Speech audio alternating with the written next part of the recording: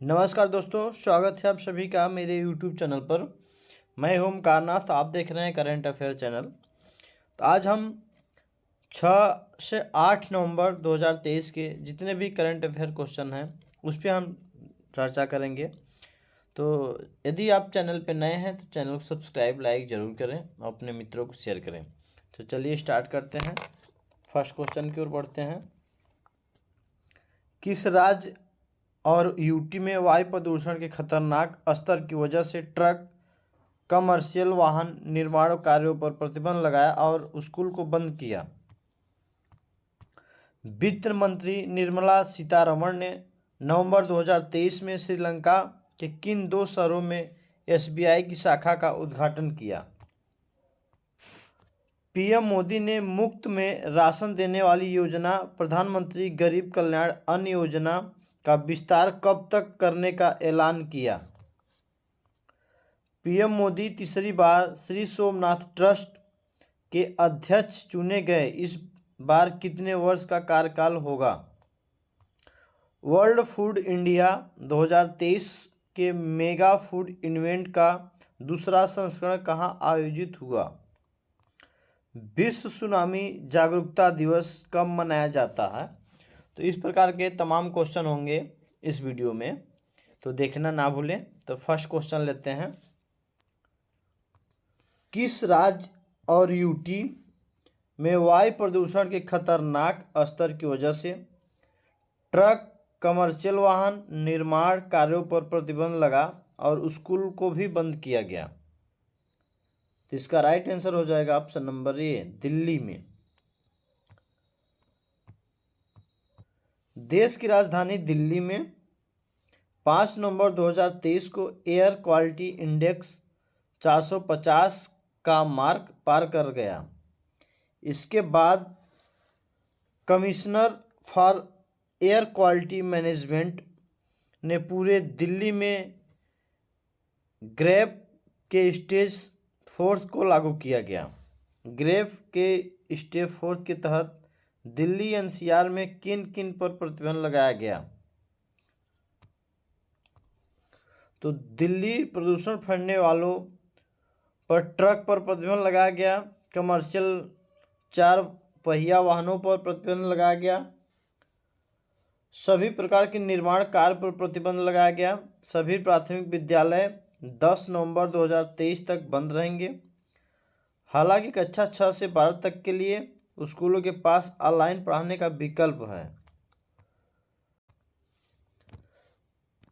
तो ग्रेप क्या है?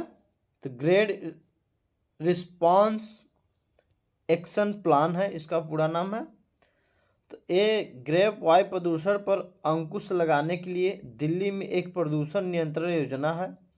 इस योजना के तहत विभिन्न चरणों में एनसीआर के आसपास के क्षेत्र में पर्यावरण, वन और जलवायु परिवर्तन मंत्रालय के अंतर्गत कमिश्नर फॉर एयर क्वालिटी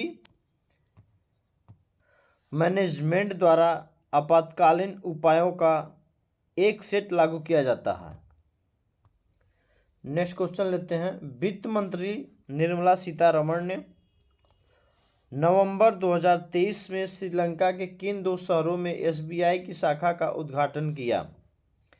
वित्त मंत्री निर्मला सीतारमण ने अक्टूबर 2023 में श्रीलंका के किन दो शहरों में एसबीआई की शाखा का उद्घाटन किया?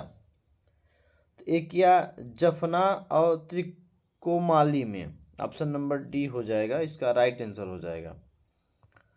वित्त मंत्री निर्मला सीतारमण ने 3 नवंबर 2023 को जफना में भारतीय स्टेट बैंक एसबीआई की दूसरी शाखा का उद्घाटन किया। इसके अलावा उन्होंने 2 नवंबर 2023 को त्रिकोमाली में एक और एसबीआई शाखा का उद्घाटन किया। इसके पहले श्रीलंका में एसबीआई के 5 ब्रांचेस थे, अब इसकी संख्या बढ़कर 7 हो गई है। एसबीआई की शाखा के उद्घाटन पर निर्मला सीतारमण ने क्या बोली? तो वित्त मंत्री निर्मला सीतारमण ने कहा कि श्रीलंका इंडिया ट्रेड व्यापार को सफलतापूर्वक शुरू करने वाला विदेशी बैंक रहा है। यह कदम श्रीलंका के आयातों को अमेरिकी डॉलर पर निर्भर कम करेगा। श्रीलंका में एसबीआई का इतिहास क्या रहा? तो एसबीआई श्रीलंका में भारतीय स्टेट बैंक एसबीआई 1864 से ही कार्य कर रहा है। नेक्स्ट क्वेश्चन लेते हैं। पीएम मोदी ने मुफ्त में राशन देने वाली योजना प्रधानमंत्री गरीब कल्याण योजना का विस्तार कब से कब तक करने का ऐलान किया है? पीएम नरेंद्र मोदी ने मुफ्त में राशन देने वाली योजना प्रधानमंत्री गरीब कल्याण योजना का विस्तार कब से कब तक किया गया है? तो इसका राइट आंसर हो जाएगा ऑप्शन नंबर सी, 2028 तक प्रधानमंत्री गरीब कल्याण योजना का विस्तार किया गया है। अब 2028 तक मुफ्त में राशन पब्लिक को दिया जाएगा। पीएम मोदी ने 4 नवंबर 2023 को छत्तीसगढ़ के दुर्ग में एक सार्वजनिक रैली में यह ऐलान किया कि इस योजना के तहत करीब 81.35 करोड़ गरीबों को 5 किलो गेहूं और चावल हर महीने दिया जाता है। यह योजना 2023 के अंत में समाप्त होने वाली थी, जिसे अब बढ़ाने का फैसला लिया गया है। तो प्रधानमंत्री गरीब कल्याण योजना के बारे में बताएं तो यह कब शुरू हुआ था? तो ये शुरू हुआ था कोरोना काल के दौरान, जब संकट हुआ था 2020 में। तो प्रधानमंत्री गरीब कल्याण योजना की शुरुआत की थी। कितना अनाज मिलता है? तो राशन कार्ड धारकों सभी को 5 किलो अनाज मिलता है। खाद्यान्न की मासिक मात्रा को अधिकतम के प्रावधान के तहत अनिवार्य श्रेणियों के अनुसार परिभाषित किया गया है।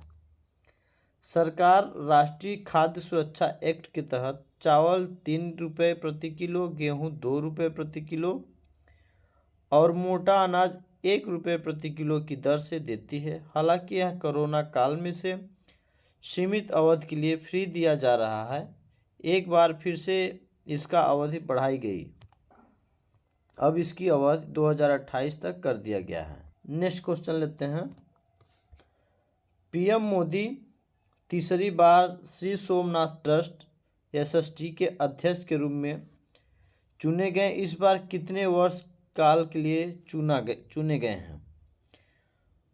पीएम मोदी तीसरी बार श्री सोमनाथ ट्रस्ट के अध्यक्ष चुने गए। इस बार कितने वर्ष का कार्यकाल इनका रहेगा? तो ये 5 वर्ष का इस बार इनका कार्यकाल रहेगा। ये तीसरी बार चुने गए हैं। पीएम मोदी को 30 अक्टूबर 2023 को श्री सोमनाथ ट्रस्ट का चेयरमैन चुना गया। सोमनाथ ट्रस्ट के 74 साल के इतिहास में ऐसा पहली बार हुआ कि ट्रस्ट बोर्ड के अध्यक्ष को 5 साल के कार्यकाल के लिए चुना गया है। अभी तक चेयरमैन का कार्यकाल 1 साल का रहा है। इसके लिए ट्रस्ट के नियमों में बदलाव किया गया और इसकी मंजूरी गुजरात के चैरिटी कमिश्नर ने दी। संशोधन से सोमनाथ ट्रस्ट चेयरमैन का कार्यकाल 1 साल की बजाय 5 वर्ष कर दिया गया है। गांधीनगर स्थित राजभवन में सोमनाथ ट्रस्ट के 89 वार्ड की 122वीं बैठक में पीएम मोदी को इस पद के लिए चुना गया। इसके पहले 2021 और 2022 में इस ट्रस्ट के अध्यक्ष भी बन चुके हैं पीएम मोदी। सोमनाथ ट्रस्ट के बारे में बताते हैं। एक धार्मिक धर्मार्थ ट्रस्ट है। इस ट्रस्ट के पास वेरावल गुजरात में स्थित सोमनाथ मंदिर का स्वामित्व है। सोमनाथ मंदिर की देखरेख इस ट्रस्ट के अंतर्गत की जाती है। ट्रस्ट का नेतृत्व राजनेता करते हैं। राज्य और केंद्र सरकार सोमनाथ ट्रस्ट के न्यासी बोर्ड में प्रत्येक को न्यासी ट्रस्ट के रूप में नामित करते हैं। वर्तमान में पीएम मोदी, गृह मंत्री अमित शाह, भाजपा के नेता लाल कृष्ण आडवाणी 6 ट्रस्टियों में से एक हैं। मोरारजी देसाई के बाद मोदी इस ट्रस्ट के अध्यक्ष बनने वाले दूसरे प्रधानमंत्री हैं। नेक्स्ट क्वेश्चन लेते हैं। वर्ल्ड फूड इंडिया 2023 के मेगा फूड इवेंट का दूसरा संस्करण कहाँ आयोजित हुआ? वर्ल्ड फूड इंडिया 2023 के मेगा फूड इवेंट का दूसरा संस्करण कहाँ आयोजित हुआ? तो ये दिल्ली में आयोजित हुआ। World food India 2023 mega food event के दूसरे संस्करण 3 नवंबर 2023 को नई दिल्ली के प्रगति मैदान में भारत मंडपम में आयोजित हुआ। प्रधानमंत्री नरेंद्र मोदी ने 3 दिवसीय वर्ल्ड फूड इंडिया 2023 का उद्घाटन किया। इस कार्यक्रम में प्रधानमंत्री ने 1 लाख से अधिक सेल्फ हेल्प ग्रुप सदस्यों को प्रारंभिक पूंजी सहायता प्रदान की। नेक्स्ट क्वेश्चन लेते हैं। US customs and border protection data के अनुसार अक्टूबर 2022 से सितंबर 2023 तक अमेरिका में अवैध रूप से घुसने वाले कितने भारतीयों को गिरफ्तार किया गया? तो किया गया 96,917 भारतीयों को गिरफ्तार किया गया। तो किस बॉर्डर पे पकड़े गए इतने सारे भारतीय? तो 96,917 भारतीयों में से 30,010 भारतीय यूएस कनाडा बॉर्डर पर पकड़े गए। 96,000 भारतीयों में से 30,000 भारतीय 96,000 भारतीयों में से 30,000 भारतीय यूएस कनाडा बॉर्डर पर पकड़े गए। इसके अलावा 41,000 भारतीय यूएस मैक्सिको बॉर्डर पर पार करते समय गिरफ्तार किए गए।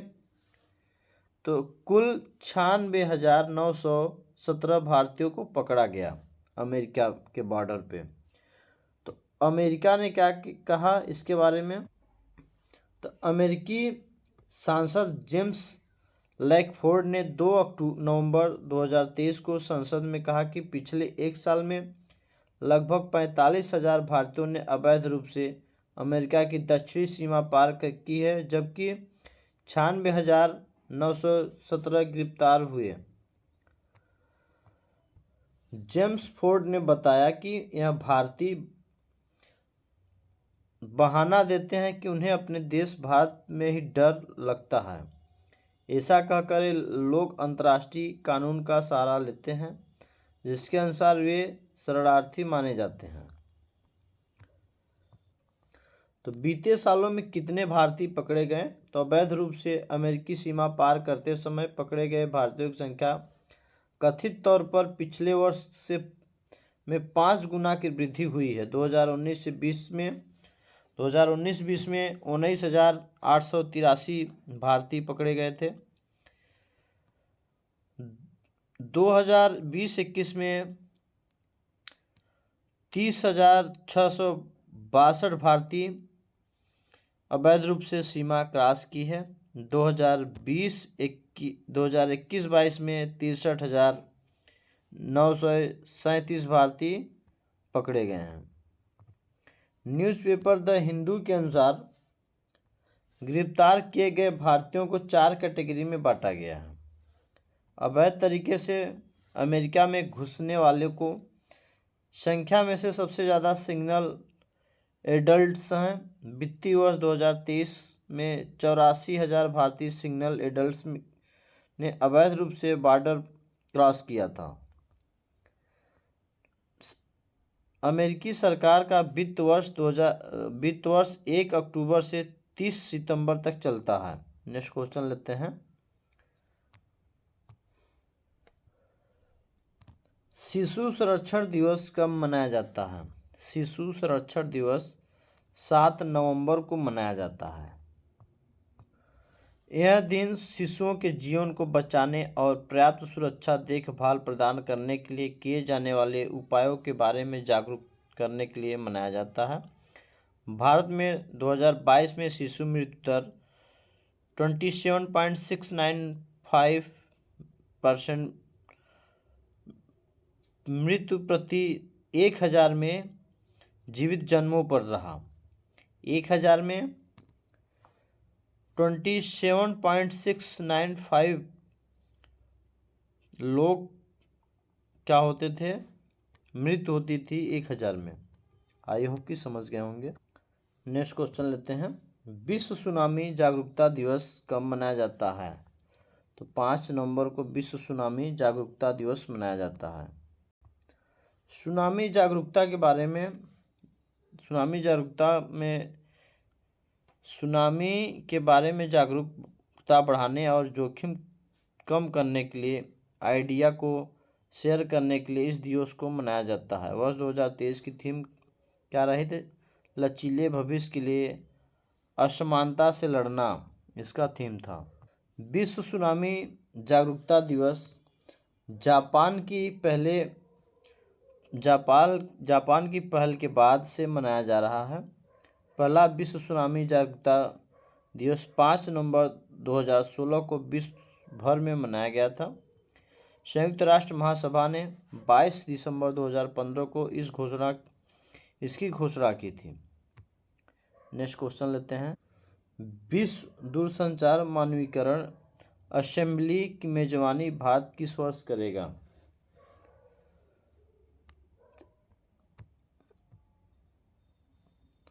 कब तक करेगा? 2024 तक। केंद्रीय संचार एवं आईडीटी मंत्री अश्विनी वैष्णव ने इंडिया मोबाइल कांग्रेस 2023 में यह घोषणा की कि यह सम्मेलन हर 4 साल में आयोजित किया जाता है। यह सम्मेलन 2020 में ही भारत में होने वाला था, लेकिन कोविड-19 की वजह से इसे जिनेवा स्विट्जरलैंड में 2022 में आयोजित किया गया। विश्व दूरसंचार मानकीकरण असेंबली इंटरनेट टेलीकॉम यूनिट का गवर्निंग काउंसिल है। नेक्स्ट क्वेश्चन लेते हैं। दुग्ध एवं सशस्त्र संघर्ष में पर्यावरण के शोषण को रोकने के लिए अंतर्राष्ट्रीय दिवस कब मनाया जाता है? दुग्ध और सशस्त्र संघर्ष में पर्यावरण के शोषण को रोकने के लिए अंतर्राष्ट्रीय दिवस कब मनाया जाता है? तो ये मनाया जाता है 6 नवंबर को। Option number D.